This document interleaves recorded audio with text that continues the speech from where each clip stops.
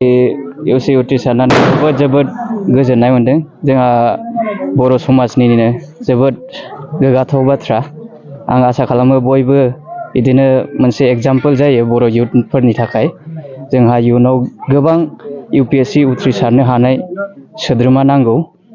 जोंहा हारिखौ जौगाहोनांगौ। आं आसा खालामो बयबो जोंहा बर' लाइमोनफोरा लैहोर लैहोर समखौ वेस्ट खालामालासिनो बयबो मुखुब नांथाबो UPSC APSC आनजाद होनो थाखाय। दिनै UPSC उथ्रिसारनायाव सोरनि बांसिन बिहोमा दं होननानै सानो? आंनि UPSC उथ्रिसारनायाव बयनिबो बिहोमा दङ। जोंहा बिमा बिफा, आंनि फोरोंगिरिफोर आरो गामिनि रायजो राजा गासिबो बर' समाजानो दंजोबो आंजों लोगोसे। गासिबनिबो आशीर्बादजों आं दिनै उथ्रिसारनो हादों। नोंथाङा बे एग्जामखौ होनायावहाय माबायदि दुखु खस्थ' सैनांदोंमोन? दुखु खस्थ'आथ' बिदिनो गोबां सहायबोदों। फरायनायनिफ्राय लानानै जेनेबा माखासे बिदिनो गोजानाव थाना फरायनाय, इटानगराव थाना फरायनाय, बेयावथ' फाइनान्सियेलि प्रब्लेम एसे एनैयाथ' जादोंमोन। बिदिनो गावनो माबा मोनसे राहा लामा दिहुननानै हारसिंनो आरो बिमा बिफानि हेफाजाबै आरो बिगुमैनि हेफाजाबै आं जेनेबा दिनै इसिम साक्सेस जानो हादों आरो। नोंथाङा जोंनि जाखांफुनाय लाइमोनसिफोरखौ मा मेसेज हरनो सानगोन? दा मेसेजआ बेनो, दा लाइमोनफोरा बांद्राय टाइमखौ वेस्ट खालामनाङा ससियेल मिडियाफोराव। ससियेल मिडियाफोर बाहायबाबो एसे गावनि फरायनाय टाइमफोरखौ बावनो नाङा। जि टाइमाव फरायनांगौ फराय, जि टाइमाव ससियेल मिडिया बाहायनांगौ बाहाय। दा जोंबो ससियेल मिडिया बाहायो, खिन्थु जेनेबा जों फरायनायखौ बावा। दा जानो हागौ बिनि थाखायनो आं दिनै उथ्रिसारनो हादों। ओंखायनो बेखौनो खावलायनाय, एसे फरायनायफोरावबो माबा ध्यान हो। आरो बेनो जोंनि बर'फोरा बिदिनो गोदो गोदायनिफ्रायनो हादोर दाबिबोबाय थादों। दा जों थांनानै नुहैयो इन्टारभिउ होनायाव बर' सासेबो गैया, नर्थ इस्टनिफ्रायनो गैया। दा जोंनो नांगौ।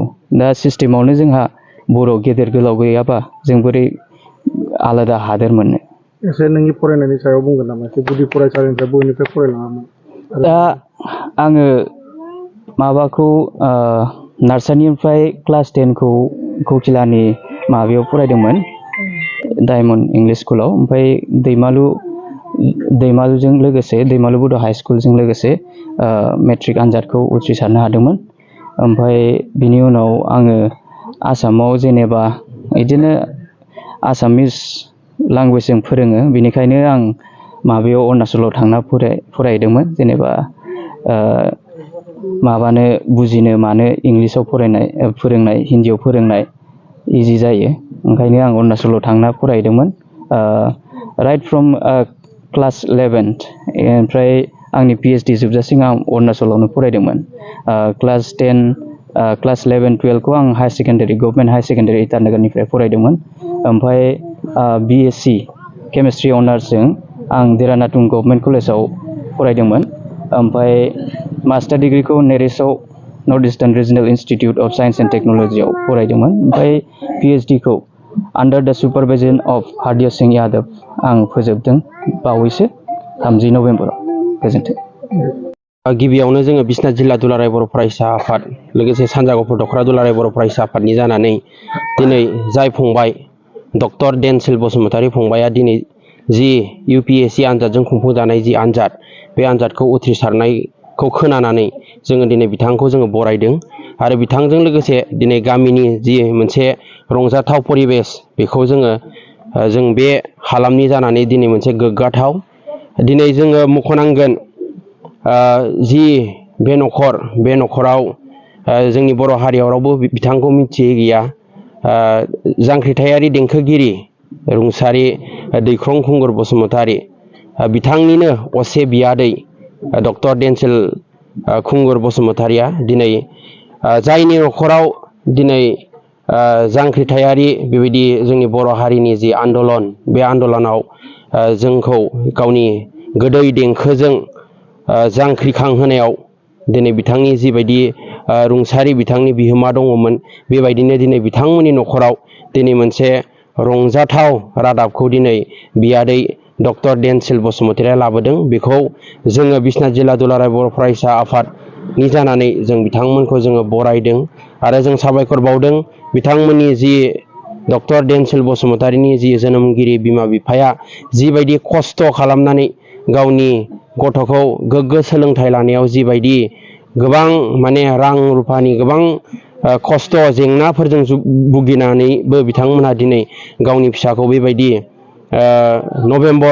थांनाय नभेम्बर 30, 2023 खालार खालि बिथाङा गावनि जि PhD डिग्री बे PhD डिग्रीखौ बिथाङा आबुं खालामनो हादों आरो बेबायदियैनो दिनै गोदान बोसोरजों लोगोसे बिथाङा गावनि न'खरनि गावनि रायजो राजानि गावनि ओनसोलनि आरो जों बर' हारिनि साफ्रोमबो लाइमोनफोरनि मोनसे थुलुंगा जादों।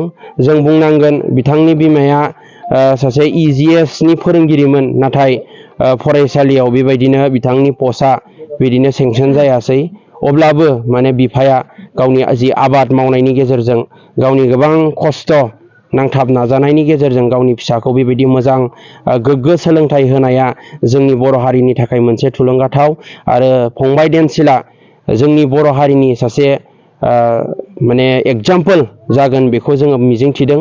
जोंनि उन्दै उन्दै जि जाखांफुनाय लाइमोनफोर फरायसाफोर जाहाथे बिथांमोना बिनिफ्राय जि मोनसे एगजामपोल लानानै जे थाखा फैसाया मानसिनि जिउआव जाफुंसार जानायाव बियो मोनसे जेंना जानो हाया बेनिखायनो बियो मोनसे फंबाय डेनसिलनि गेजेरजों मोनसे बिदिन्थि जागोन जोंनि गफुर हालामनि थाखाय 1 नं गोजोन फोथार गामिनि थाखाय आरो जोंनि सारा बर' रायजो राजाफोरनि थाखायनो दिनै बे मोनसे गोजोनथाव मानो होनब्ला बेबायदि UPSC आनजादजों खुंफुंजानाय बेबायदि आनजादाव जोंनि बर'निफ्राय बेबायदिनो गोबां नाजासेयावबो जोंनि फरायसाफ्रा बेबायदि उथ्रिसार जानो हायाखै नाथाय दिनै बिथाङा उथ्रिसारनायखौ लानानै जोङो डक्टर डेनसिल बसुमतारीनि जाफुंसारनायाव जों गामि नाङैनो आरो बर' हारिनि थाखाय जों रोजा रोजा डेनसिल बसुमतारीखौ साबायखर होयो आरो बेजों लोगोसे बिनिनो जोनोमगिरि बिमा आरो बिफा बिथांमोननि नाजानायाव